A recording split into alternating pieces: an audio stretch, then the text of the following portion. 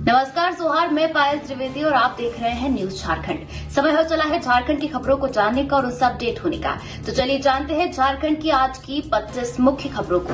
इससे पहले अगर आपने हमारे चैनल को सब्सक्राइब नहीं किया है तो चैनल को सब्सक्राइब कर ले ताकि झारखंड की छोटी बड़ी खबरें आपको मिलती रहे। चलिए शुरू करते हैं आज की पहली और मुख्य खबर से।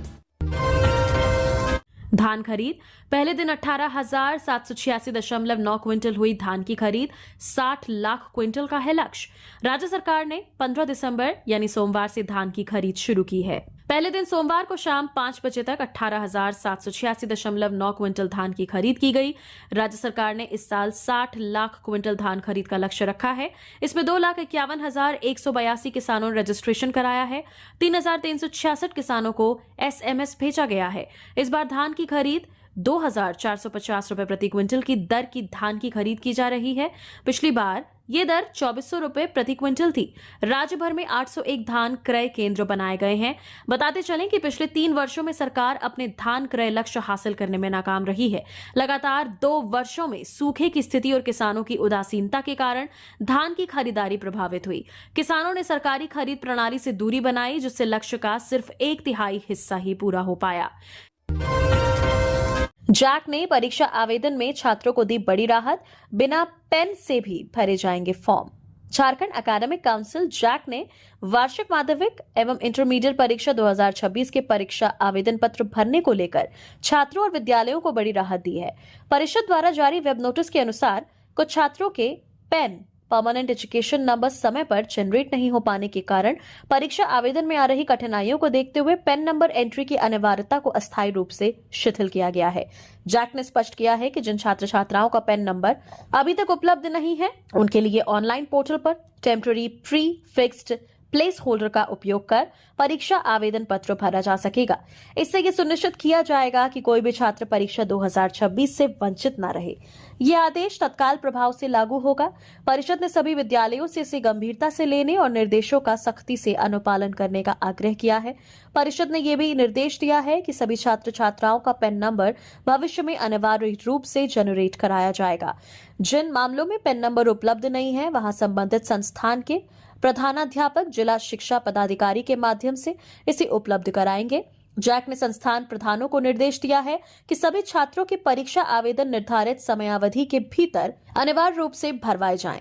समय सीमा समाप्त होने के बाद छूटे हुए छात्रों के आवेदन पर किसी भी प्रकार से विचार नहीं किया जाएगा और इसके लिए संबंधित संस्थान प्रधान को जिम्मेदार माना जाएगा।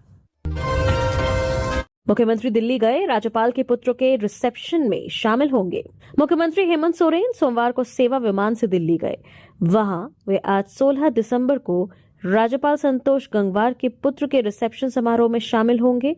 मालूम हो कि 10 दिसंबर को राज्यपाल के पुत्र की शादी हुई है। आज राज्यपाल ने दिल्ली में रिसेप्शन रखा है। इसमें देश भर के सैकड़ों बड़े नेता शामिल होंगे। मुख्यमंत्री के 17 दिसंबर को दिल्ली से रांची लौटने की संभावना है। दुमका में 2 बुजुर्ग महिला की मौत। अलाव तापने के क्रम में आग के हुए शिकार। दुमका जिले में मुफस्सिल थाना क्षेत्र के फिटकोरिया गांव में एक दर्दनाक घटना घटी है। यहां अलाव तापने के क्रम में 2 वृद्ध महिला की झुलसकर मौत हो गई है। जानकारी मिलने के बाद पुलिस मौके पर पहुंची और दोनों शवों को अपने कब्जे में ले लिया है। पिछले कुछ दिनों से दुमका में ठंड बढ़ गई है। शाम होने के बाद शीतलहर से लोग घर में दुबके जा रहे हैं, लेकिन इस ठंड की वजह से 2 वृद्ध महिला की जान चली गई है। मुफस्सिल थाना क्षेत्र के फिटकोरिया गांव में अलाव तापने के क्रम में 65 वर्षीय मेघिया देवी और 55 साल की बृहस्पतिया देवी आग की चपेट में आ गईं। इससे दोनों की दर्दनाक मौत हो गई। धान अधिप्राप्ति का मंत्री ने किया ऑनलाइन उद्घाटन। इरफान ने कहा, झारखंड देश का पहला राज्य जहां किसानों को मिलेगा एकमुश्त भुगतान। सोमवार 15 दिसंबर से राज्य के सभी धान अधिप्राप्ति केंद्रों पर एक साथ किसानों से धान खरीद का शुभारंभ हुआ। जामताड़ा जिला अंतर्गत SGSY प्रशिक्षण भवन सभागार में आयोजित जिला स्तरीय कार्यक्रम के दौरान खाद्य सार्वजनिक वितरण एवं उपभोक्ता मामले विभाग के मंत्री डॉक्टर इरफान अंसारी ने धान अधिप्राप्ति योजना का ऑनलाइन शुभारंभ किया। कार्यक्रम के पूर्व उपायुक्त रवि आनंद, जिला परिषद अध्यक्ष राधा रानी सोरेन, परियोजना निदेशक ITDA जुगनू मिंज, जिला आपूर्ति पदाधिकारी कयूम अंसारी, जिला परिवहन पदाधिकारी मुकेश कुमार, जिला पंचायत राज पदाधिकारी पंकज कुमार रवि आदि मौजूद थे। मौके पर कार्यक्रम को ऑनलाइन संबोधित करते हुए मंत्री डॉक्टर इरफान अंसारी ने कहा कि झारखंड देश का पहला राज्य है जहां किसानों को एकमुश्त भुगतान किया जाएगा। मंत्री ने मुख्यमंत्री हेमंत सोरेन के प्रति आभार जताते हुए कहा कि इस योजना के माध्यम से किसानों के सम्मान और विश्वास की बहाली हुई है। शराब के शौकीनों के लिए अच्छी खबर, झारखंड में अब सुबह के 4 तक खुले रहेंगे बार। झारखंड में शराब के शौकीनों के लिए राहत भरी खबर है।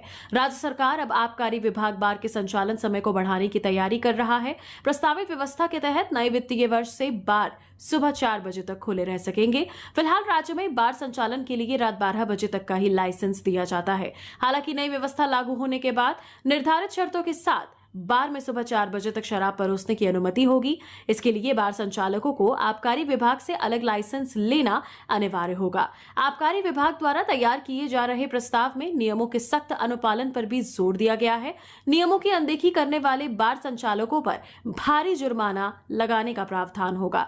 वहीं गंभीर उल्लंघन की स्थिति में बार का लाइसेंस रद्द भी किया जा सकता है। विभाग को उम्मीद है कि बार संचालन समय बढ़ने से राज्य के राजस्व में अप्रत्याशित वृद्धि होगी। साथ ही देर तक मनोरंजन की सुविधा मिलने से शराब के शौकीनों को भी सहूलियत होगी। फिलहाल प्रस्ताव को अंतिम रूप दिया जा रहा है और नए वित्तीय वर्ष से इसे लागू किए जाने की संभावना है। सरना कोर्ट की मांग, दिल्ली के जंतर मंतर पर धरना, 17 फरवरी को झारखंड से हजारों आदिवासी करेंगे कूच। सरना धर्म कोर्ट की मांग को लेकर आदिवासी समाज ने एक बार फिर आंदोलन तेज करने का ऐलान किया है। सोमवार को रांची के सिरमटोली स्थित सरना स्थल पर विभिन्न आदिवासी संगठनों की बैठक आयोजित की गई, जिसमें सर्वसम्मति से केंद्र सरकार पर दबाव बनाने के लिए दिल्ली के जंतर मंतर पर धरना देने का निर्णय लिया गया।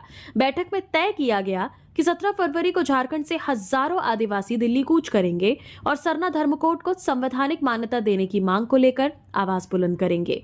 बैठक को संबोधित करते हुए वक्ताओं ने कहा कि सरना धर्म कोड कोई साधारण मांग नहीं, बल्कि आदिवासी समाज की पहचान, अस्तित्व और आत्मा से जुड़ा सवाल है। टीएसी सदस्य नारायण उरांव ने कहा कि आजादी से पहले तक आदिवासी समाज का अलग धर्म कोड था, जिसे बाद में हटा दिया गया।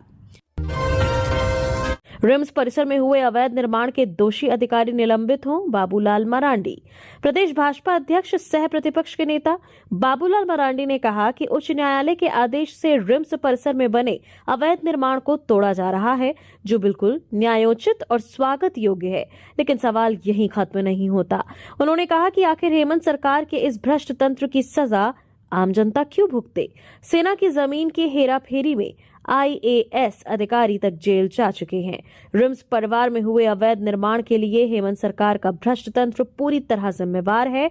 उन्होंने कहा कि जब कोई आम नागरिक फ्लैट या जमीन खरीदता है तो संबंधित जमीन को सरकारी या निजी संपत्ति बताने की जिम्मेवारी राज्य सरकार की है। आम आदमी तो सरकार के द्वारा जारी दस्तावेजों पर भरोसा करता है। यदि रिम्स परिसर में हुए अवैध निर्माण की जमीन रिम्स की थी तो रजिस्ट्रार ने उस पर बने फ्लैट की रजिस्ट्री कैसे कर दी? रजिस्ट्रार का तो काम ही है कि रजिस्ट्री के पहले ये सुनिश्चित करना कि जमीन वैध है।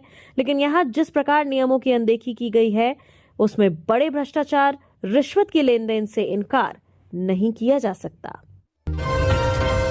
कोहरे में लिपटी पलामू, जाने कैसा रहा झारखंड का मौसम। झारखंड में कड़ाके की ठंड पड़ रही है। सुबह में धुंध या कोहरा देखा जा रहा है, जबकि दिन में आसमान साफ रहता है। न्यूनतम तापमान में धीरे धीरे वृद्धि हो रही है। सोमवार को झारखंड का सबसे कम न्यूनतम तापमान गुमला में रिकॉर्ड किया गया। गुमला का न्यूनतम तापमान 7.1 डिग्री सेंटीग्रेड दर्ज किया गया। सबसे अधिक उच्चतम तापमान पश्चिमी सिंहभूम के चाईबासा में दर्ज किया गया। यहां का पारा 27.4 डिग्री सेंटीग्रेड रहा। मौसम विभाग ने ये जानकारी दी है। मौसम विभाग ने बताया कि सोमवार को पलामू में कोहरा छाया रहा। कोहरे की वजह से पलामू के डाल्टनगंज में दृश्यता यानी विजिबिलिटी महज 300 मीटर थी। रांची और जमशेदपुर की दृश्यता भी काफी कम रही। रांची में विजिबिलिटी 700 मीटर तो जमशेदपुर में 800 मीटर रही। हालांकि पिछले 24 घंटे के दौरान झारखंड में कहीं भी शीतलहर नहीं चली। मौसम विभाग ने बताया है कि राजधानी रांची का उच्चतम तापमान 24.4 डिग्री और न्यूनतम तापमान 10.2 डिग्री सेंटीग्रेड रहा। उच्चतम तापमान सामान्य से 0.1 डिग्री सेंटीग्रेड और न्यूनतम तापमान सामान्य से 0.2 डिग्री सेंटीग्रेड कम रहा। जमशेदपुर का उच्चतम पारा 27.2 और न्यूनतम पारा 12.4 डिग्री हो गया है। यहां अधिकतम तापमान सामान्य से 0.6 डिग्री कम और न्यूनतम तापमान सामान्य से 0.2 डिग्री सेंटीग्रेड अधिक रहा। झारखंड ने चंडीगढ़ को 6 विकेट से हराया। वुमेन्स अंडर 19 वनडे ट्रॉफी में लगातार दूसरी जीत। उत्तर प्रदेश के लखनऊ के स्पोर्ट्स गैलेक्सी क्रिकेट ग्राउंड में आयोजित वुमेन्स अंडर 19 वनडे ट्रॉफी में झारखंड की टीम ने शानदार प्रदर्शन करते हुए चंडीगढ़ को 6 विकेट से पराजित कर दिया। इस जीत के साथ झारखंड ने टूर्नामेंट में अपनी लगातार दूसरी जीत दर्ज की और अंक तालिका में अपनी स्थिति मजबूत कर ली है। मैच में टॉस जीतकर पहले बल्लेबाजी करते हुए चंडीगढ़ की टीम 49 ओवरों में 168 रन बनाकर ऑल आउट हो गई। चंडीगढ़ की ओर से तैसा मनचंदा ने जिम्मेदारी भरी बल्लेबाजी करते हुए 79 रनों की अहम पारी खेली, जबकि आहान वेद ने 25 रन का योगदान दिया। इन दोनों के अलावा अन्य बल्लेबाज झारखंड के गेंदबाजों के सामने टिक नहीं सके। क्रिसमस की थीम पर पुरुलिया रोड में लाइटिंग का काम शुरू। ईसाई समुदायों का क्रिसमस पर्व 25 दिसंबर को है। शहर में उत्साह का माहौल है। शैक्षणिक संस्थानों में क्रिसमस गैदरिंग हर्षोल्लास से मनाया जा रहा है। चर्च में तैयारी भी शुरू हो चुकी है। अल्बर्ट एक्का चौक से लेकर पुरुलिया रोड के चौक चौराहों को आकर्षक लाइटिंग से सजाया जा रहा है। सोमवार को पुरुलिया रोड पर लाइटिंग लगाने का कार्य प्रारंभ किया गया। लाइटिंग का काम कर रहे कारीगरों ने बताया कि विशेष डिजाइन की रंग बिरंगी लाइटें लगाई जा रही हैं, जिससे पूरा इलाका रात में जगमगाता नजर आएगा। सड़क के दोनों ओर रंग बिरंगी भव्य लाइट लगाई गई है। क्रिसमस की थीम पर तैयार किया जा रहा है। इन लाइटों से सड़क पर चलने वाले लोगों को अपनी ओर आकर्षित करने लगा है। स्थानीय लोगों ने बताया कि इस बार भी क्रिसमस के अवसर पर लाइटिंग का रौनक देखने को मिलेगा। चर्च, स्कूल, सार्वजनिक स्थलों को भी सजाया जा रहा है। क्रिसमस को लेकर बाजारों में चहल पहल शुरू हो चुकी है। दुकानों में केक, सजावटी सामान और उपहारों की खरीदारी शुरू हो चुकी है। विधायक जयराम महतो का सांसद ढुल्लू महतो पर जुबानी हमला, कहा दूसरे पर आरोप लगाने वाले खुद भ्रष्टाचार में लिप्त। डुमकी विधायक जयराम महतो सड़क जाम मामले में अदालत में उपस्थित हुए। विधायक ने केंदुआडीह गैस रिसाव मामले को लेकर भी मीडिया के समक्ष अपनी बातें रखी। मीडिया से बातचीत के दौरान उन्होंने कहा कि सड़क जाम को लेकर गांव के 15 से 20 लड़कों के ऊपर मामला दर्ज किया गया था। उसी मामले में कोर्ट में हाजिर हुए हैं। उन्होंने कहा कि केंदुआडीह की घटना एक गंभीर मामला है। राज्य सरकार को विशेष रूप से पहल करने की जरूरत है। विधायक जयराम महतो ने कहा कि गैस रिसाव पर रोक और पुनर्वास दोनों व्यवस्था करने की आवश्यकता है। विधिवत विस्थापन जरूरी है। कोई भी गंभीर मसला होने पर सरकार प्रक्रिया में रहने का राग अलापती है। उन्होंने कहा कि प्रक्रिया पूरी करते गांव जमीन के नीचे चला जाएगा। लोग बीमारी से ग्रसित होंगे। प्रक्रिया नहीं बल्कि त्वरित कार्रवाई की जरूरत है। मानवता की मिसाल बनी विधायक पूर्णिमा साहू, सड़क हादसे के घायलों को अपनी गाड़ी से पहुंचाया एमजीएम अस्पताल। जमशेदपुर पूर्वी की विधायक पूर्णिमा साहू ने मानवीय संवेदनशीलता का परिचय देते हुए सिद्धगोड़ा मेन रोड 28 नवंबर के पास हुए सड़क हादसे में गंभीर रूप से घायल महिला सीमा सांडिल, रीना पातर, बबीता सांडिल और ऑटो चालक शंकर राव को अपनी गाड़ी से एमजीएम अस्पताल पहुंचाया और तत्काल इलाज के लिए भर्ती कराया। दरअसल वे रविवार को सिद्धगोड़ा सोन मंडप में आयोजित एक कार्यक्रम में भाग लेकर बाहर निकल रही थीं, जहां उन्होंने दुर्घटनाग्रस्त लोगों को देखकर अपनी गाड़ी रोकी और उन्होंने अपने वाहन से लेकर एमजीएम अस्पताल पहुंची। अस्पताल पहुंचकर उन्होंने एमजीएम अधीक्षक से फोन पर बात कर तुरंत उपचार शुरू करवाया। पलामू टाइगर रिजर्व में बाघ की मौजूदगी। ऑल इंडिया टाइगर एस्टिमेशन प्रक्रिया के पहले दिन ही मिला पग मार्क। झारखंड के पलामू टाइगर रिजर्व पीटीआर समेत पूरे राज्य में सोमवार से ऑल इंडिया टाइगर एस्टिमेशन प्रक्रिया शुरू हो गई है। अभियान के पहले दिन ही पलामू टाइगर रिजर्व में बाघ का स्पष्ट पग मार्क मिला, जिससे क्षेत्र में बाघ की सक्रिय उपस्थिति की पुष्टि हुई। बाघ के पग मार्क के अलावा तेंदुए और भेड़ियों की मौजूदगी भी महत्वपूर्ण प्रमाण मिले हैं। यह अभियान 22 दिसंबर तक चलेगा। इस कार्यक्रम का मुख्य उद्देश्य बाघों के साथ साथ अन्य प्रमुख मांसाहारी और बड़े शाकाहारी वन्य जीवों की उपस्थिति, उनकी गतिविधियों और आवास से संबंधित वैज्ञानिक और प्रामाणिक आंकड़े जुटाना है। सारंडा जंगल में हुए आईईडी ब्लास्ट में घायल जवान नारायण दास को एयर एम्बुलेंस के जरिए दिल्ली एम्स भेजा गया। चाईबासा के सारंडा के जंगलों में रविवार को हुए आईईडी ब्लास्ट में घायल जवान नारायण दास को रांची से बेहतर इलाज के लिए दिल्ली एम्स भेजा गया। एयर एम्बुलेंस के जरिए कोबरा 209 बटालियन के जवान को एयर एम्बुलेंस से दिल्ली एम्स भेजा गया है। वहीं आईटी ब्लास्ट में घायल दूसरे जवान को भी एयर एम्बुलेंस से दिल्ली एम्स भेजा जाएगा। बता दें कि रांची के राज अस्पताल में कल शाम को जवानों को इलाज के लिए भर्ती किया गया था। हालांकि नारायण दास की स्थिति काफी गंभीर थी और उनकी हालत में भी ज्यादा सुधार नहीं हो रहा था, जिसके बाद डॉक्टरों की सलाह पर घायल जवान को दिल्ली एम्स रेफर किया गया। गिरिडीह में दिख रही है विदेशी पक्षियों की अटखेलियां, मारने पर 7 साल तक की हो सकती है सजा।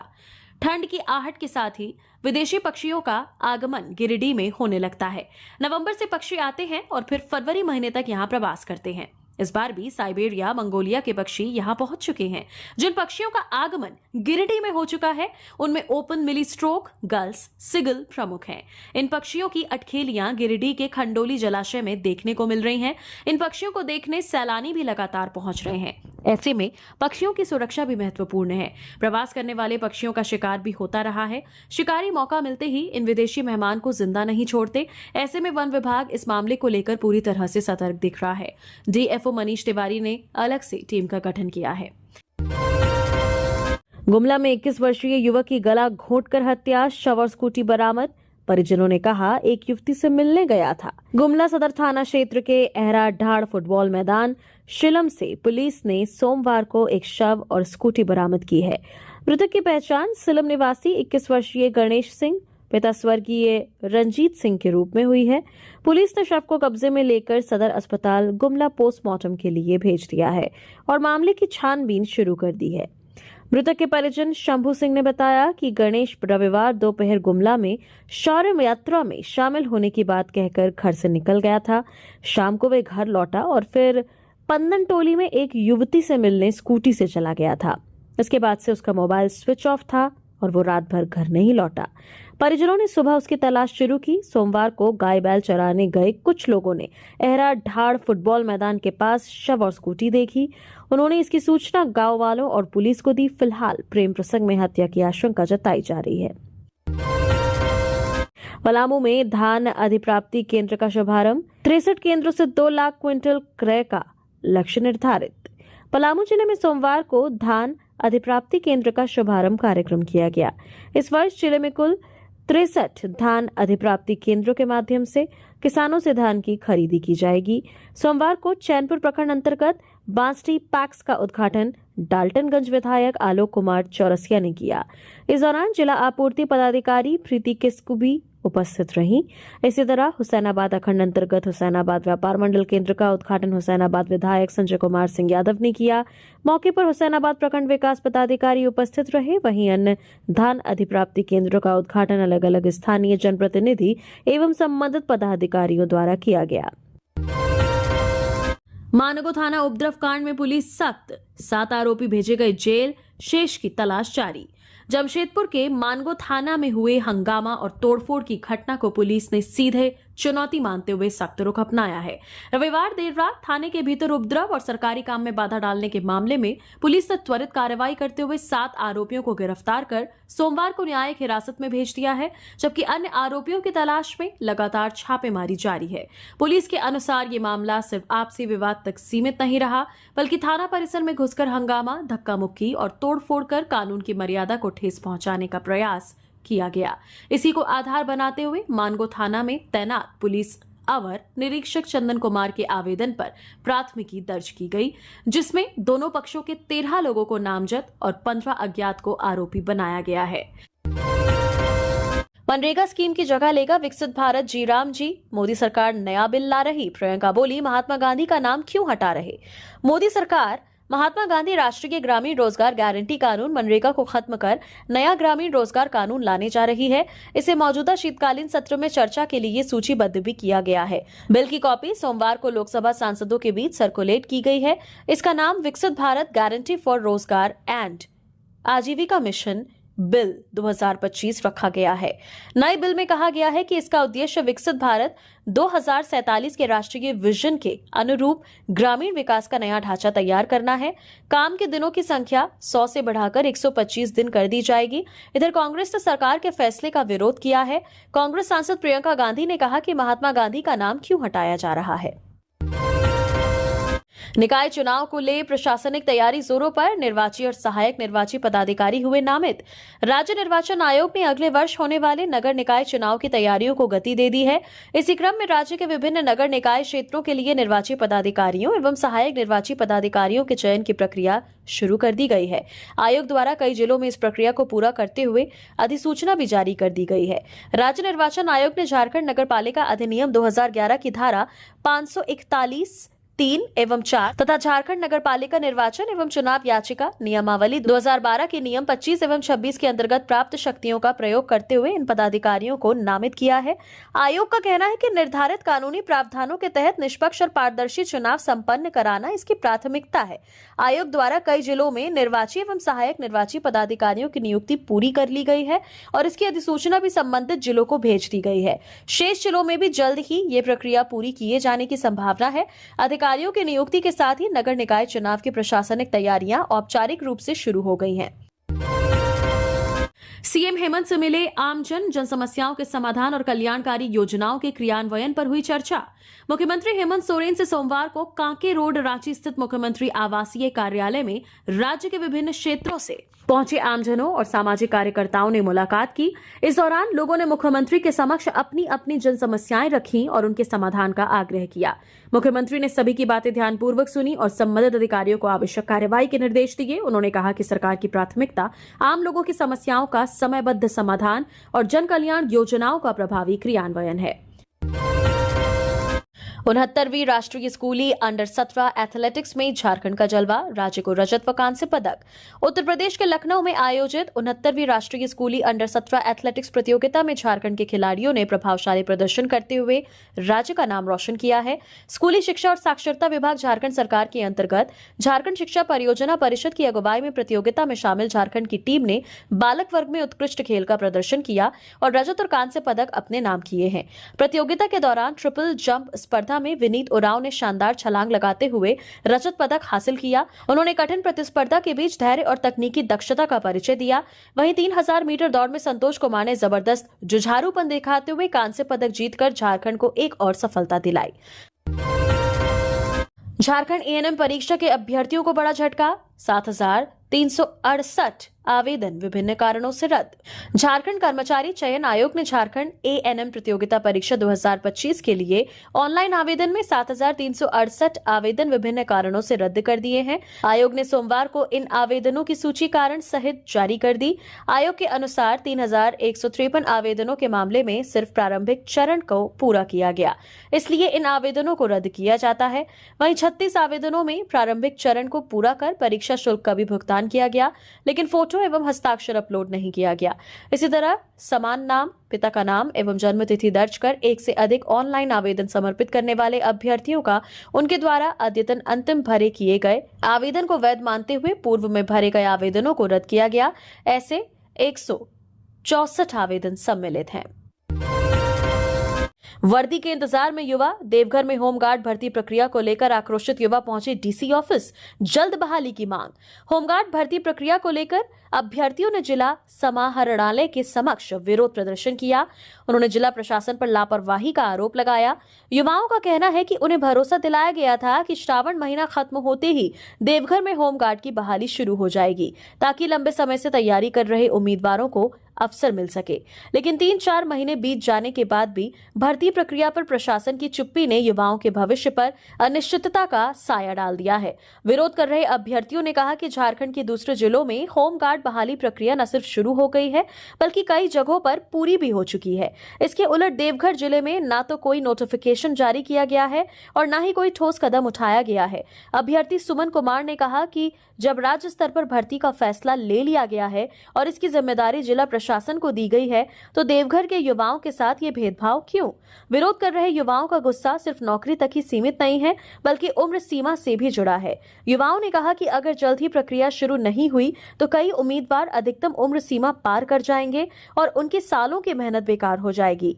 ये सिर्फ एक भर्ती का मामला नहीं है, बल्कि इन युवाओं के सपनों, मेहनत और अधिकारों का मामला है। धनबाद में मानव की खोपड़ी मिलने से दहशत, जांच में जुटी पुलिस।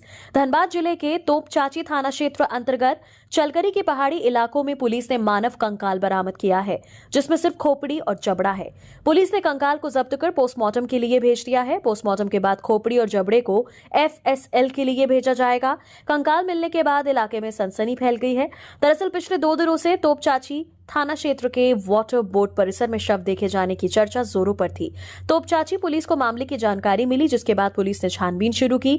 जांच के क्रम में सोमवार को पुलिस को चलकरी की पहाड़ी इलाकों में कंकाल मिला। कंकाल के पास से कुछ कागजात, एक पर्स तथा चाबी भी बरामद हुई है। पुलिस कंकाल समेत सभी सामानों को जब्त कर तोपचाची थाना ले गई है। कंकाल की पहचान फॉरेंसिक जांच रिपोर्ट आने के बाद भी हो सकेगी। NIT जमशेदपुर के 15वें दीक्षांत समारोह में शामिल होंगी राष्ट्रपति द्रौपदी मुर्मू। अलर्ट मोड में प्रशासन। राष्ट्रपति द्रौपदी मुर्मू आगामी 29 दिसंबर को राष्ट्रीय प्रौद्योगिकी संस्थान जमशेदपुर के 15वें दीक्षांत समारोह में बतौर मुख्य अतिथि शामिल होंगी। राष्ट्रपति के इस प्रस्तावित दौरे को लेकर जिला प्रशासन पूरी तरह से अलर्ट मोड में है। सुरक्षा, यातायात प्रबंधन, साफ सफाई और अन्य सभी आवश्यक व्यवस्थाओं की लगातार समीक्षा की जा रही है ताकि कोई कमी न रहे। कार्यक्रम को मद्देनजर रखते हुए सरायकेला उपायुक्त नीतीश कुमार सिंह और SP मुकेश लोनायत सहित तमाम वरीय प्रशासनिक पदाधिकारी सोमवार को कार्यक्रम स्थल पहुंचे। इस दौरान अधिकारियों ने NIT परिसर का सघन निरीक्षण किया। इसके साथ ही कार्यक्रम स्थल की तैयारियों का जायजा लिया गया और संस्थान प्रबंधन तथा संबंधित अधिकारियों को जरूरी दिशा निर्देश दिए। नया मोड़ के समीप भीषण सड़क दुर्घटना, एक युवक की मौत और एक घायल। रामगढ़ की गिद्दी थाना क्षेत्र के नया मोड़ से सड़क दुर्घटना की खबर सामने आई है। गिद्दी सी मुख्य सड़क के हेसला लॉन्ग के समीप दुर्घटना में एक युवक की मौत और एक युवक घायल हो गया है। लोगों की मदद से घायल को गिद्दी अस्पताल इलाज के लिए ले जाया गया। घटना की खबर फैलते ही सड़क पर लोगों की भीड़ लग गई। प्राप्त जानकारी के अनुसार हीरो होंडा प्रो मोटरसाइकिल में सवार होकर गांव कनकी की ओर से निखिल भुइयां, पिता प्रभु भुइयां और बाइक सवार पवन कुमार राम होसीर की ओर जा रहे थे। इसी दौरान हेसालोंग तिरछे मोड़ के समीप हाईवा ट्रक के चपेट में आ गए, जिससे निखिल भुइया नाम के युवक की ट्रक के चपेट में पूरी तरह से आने से मौके पर ही मौत हो गई। विधायक सरयू राय ने गैस रिसाव क्षेत्र का दौरा किया। BCCL DGMS को ठहराया जिम्मेदार। राहत शिविरों का भी निरीक्षण किया। विधायक सरयू राय ने केंदुआडीह की गैस प्रभावित क्षेत्र का दौरा किया। इस दौरान उन्होंने प्रभावित इलाकों में स्थानीय लोगों से मुलाकात की और उनकी समस्याओं को सुना। सरयू राय ने राहत शिविरों का भी निरीक्षण किया और वहां रह रहे लोगों की स्थिति का जायजा लिया। क्षेत्र भ्रमण के बाद उन्होंने धनबाद स्थित मार्केट हाउस में गैस रिसाव मामले पर अपनी प्रतिक्रिया दी। उन्होंने कहा कि केंदुआडीह में गैस रिसाव से लोगों के सामने एक बड़ा संकट खड़ा हो गया है। उन्होंने इस स्थिति के लिए सीधे तौर पर BCCL प्रबंधन और DGMS को जिम्मेदार ठहराया। सरयू राय ने आरोप लगाया कि दोनों ही संस्थान गैस निकासी और सुरक्षा की दिशा में कोई ठोस कदम नहीं उठा रही हैं। 43.5 किलो गांजा के साथ आरोपी गिरफ्तार। पलामू में घर से करता था मादक पदार्थ पर कारोबार, बोरे में भरकर रखा था गांजा। पलामू के तरहसी थाना क्षेत्र में पुलिस ने मादक पदार्थ के खिलाफ बड़ी कार्रवाई की है। इस दौरान 43.5 किलोग्राम कच्चा गांजा बरामद किया गया। मामले में एक आरोपी को गिरफ्तार कर न्यायिक हिरासत में भेज दिया है। पुलिस को 14 दिसंबर की रात करीब 11:15 बजे गुप्त सूचना मिली थी। सूचना के अनुसार तरहसी थाना अंतर्गत ललगाड़ा गांव निवासी जयराम उराव अपने घर में मादक पदार्थ रखकर उसे सुखाकर बेचता था। आजसू में महिला शक्ति का हुआ विस्तार। विभिन्न वार्डों की महिलाओं ने थामा पार्टी का दामन। आजसू पार्टी के केंद्रीय कार्यालय में आयोजित मिलन समारोह में विभिन्न वार्ड की कई महिलाओं ने मुख्य प्रवक्ता डॉक्टर देवचरण भगत, केंद्रीय उपाध्यक्ष प्रवीण प्रभाकर एवं केंद्रीय सचिव विजेता वर्मा की उपस्थिति में पार्टी की सदस्यता ग्रहण की। कार्यक्रम की अध्यक्षता महानगर अध्यक्ष ज्ञान सिन्हा ने की, जबकि महानगर उपाध्यक्ष राकेश सिंह, राकेश रोशन, अनिल गुप्ता आदि भी उपस्थित रहे। मुख्य प्रवक्ता डॉक्टर देव शरण भगत ने कहा कि नगर निगम चुनाव की तैयारी में कार्यकर्ता जुट जाएं। आजसू नगर निकाय चुनाव में मातृशक्ति को बेहतर भागीदारी देगी। प्रत्येक वार्ड में आजसू की महिला इकाई का गठन होगा। वर्तमान राज्य सरकार ने चुनावी लाभ के लिए मैया योजना लागू कर महिलाओं को गुमराह किया। एमपी राजस्थान के बाद बिहार में वैश्य, यूपी में कुर्मी, तो झारखंड में कौन होगा प्रदेश भाजपा अध्यक्ष? भाजपा अपनी सांगठनिक इकाइयों को एक एक कर दुरुस्त करने में जुट गई है। 13 दिसंबर को पंकज चौधरी को उत्तर प्रदेश भाजपा अध्यक्ष बनाया गया। 14 को पार्टी ने बिहार के नितिन नवीन को राष्ट्रीय कार्यकारी अध्यक्ष बनाया। अगले ही दिन फिर पार्टी ने 15 दिसंबर को संजय सरावगी को बिहार प्रदेश भाजपा का अध्यक्ष नियुक्त कर दिया। इस तरह अब उसकी नजर झारखंड पर आ टिकी है। सवाल खड़ा हो गया है कि झारखंड का अगला प्रदेश भाजपा अध्यक्ष कौन होगा। वैसे पार्टी के राष्ट्रीय महामंत्री तरुण चुग और प्रदेश भाजपा प्रभारी लक्ष्मीकांत वाजपेयी ने शनिवार को रांची पहुंचकर पार्टी मुख्यालय में संगठनात्मक चुनाव की समीक्षा की। जल्द से जिला अध्यक्षों के चुनाव की प्रक्रिया पूरी करने का निर्देश दिया। हालांकि झारखंड में मंडल अध्यक्षों के निर्वाचन की प्रक्रिया अंतिम चरण में है। इसके बाद जिला अध्यक्षों के निर्वाचन की प्रक्रिया भी जल्द प्रारंभ कर दिए जाने की संभावना है। मनरेगा खत्म करने का फैसला राष्ट्र विरोधी, महात्मा गांधी का अपमान, कैलाश यादव। प्रदेश राजद प्रवक्ता कैलाश यादव ने 15 दिसंबर 2025 को जारी प्रेस बयान में केंद्र सरकार द्वारा महात्मा गांधी ग्रामीण रोजगार गारंटी अधिनियम यानी मनरेगा को निरस्त करने के प्रस्ताव का कड़ा विरोध किया है। उन्होंने इसे राष्ट्र विरोधी फैसला बताते हुए कहा कि ये सीधे तौर पर महात्मा गांधी के विचारों और सम्मान पर प्रहार है। कैलाश यादव ने कहा कि 2 दिन पहले ही राजद की ओर से मनरेगा का नाम बदलने के केंद्र सरकार के निर्णय पर आपत्ति जताई गई थी और अब सदन में मनरेगा कानून 2005 को निरस्त कर नया कानून विकसित भारत गारंटी रोजगार और आजीविका मिशन ग्रामीण लाने का प्रस्ताव और भी चिंताजनक है। उन्होंने कहा कि भारत महात्मा गांधी का देश है। उन्होंने सत्य और अहिंसा के मार्ग पर चलकर देश को आजादी दिलाई। गांधी का सपना एक ऐसे भारत का था जहां हर धर्म और समुदाय के लोग एकता और सद्भाव के साथ रहें। इसी विचारधारा के कारण भारत एक धर्मनिरपेक्ष राष्ट्र के रूप में स्थापित हुआ। विश्व आर्थिक मंच पर दिखेगी झारखंड की धमक, सीएम हेमंत स्विट्जरलैंड में वर्ल्ड इकोनॉमिक फोरम में लेंगे भाग। झारखंड को वैश्विक निवेश मानचित्र पर एक सशक्त और भरोसेमंद गंतव्य के रूप में स्थापित करने की दिशा में राज्य सरकार एक अहम पहल करने जा रही है। मुख्यमंत्री हेमंत सोरेन अगले माह स्विट्जरलैंड में होने वाले प्रतिष्ठित वर्ल्ड इकोनॉमिक फोरम में भाग लेंगे। ये दौरा न केवल झारखंड की अंतर्राष्ट्रीय पहचान को मजबूती देगा बल्कि राज्य की औद्योगिक और आर्थिक संभावनाओं को वैश्विक मंच पर प्रभावी ढंग से प्रस्तुत करने का अवसर भी बनेगा। इस दौरान मुख्यमंत्री हेमंत सोरेन वैश्विक उद्योगपतियों, निवेशकों, नीति निर्माताओं और अंतर्राष्ट्रीय संगठनों के प्रतिनिधियों के समक्ष झारखंड की निवेश क्षमता को विस्तार से रखेंगे। राज्य की समृद्ध खनिज संपदा, ऊर्जा संसाधन, औद्योगिक आधार और युवा कार्य बल को विकास की रीढ़ बताते हुए मुख्यमंत्री ये संदेश देंगे कि झारखंड अब केवल कच्चे संसाधनों का राज्य नहीं बल्कि मूल्य संवर्धन, आधुनिक मैन्युफैक्चरिंग और भविष्य के उद्योगों के लिए तैयार प्रदेश है।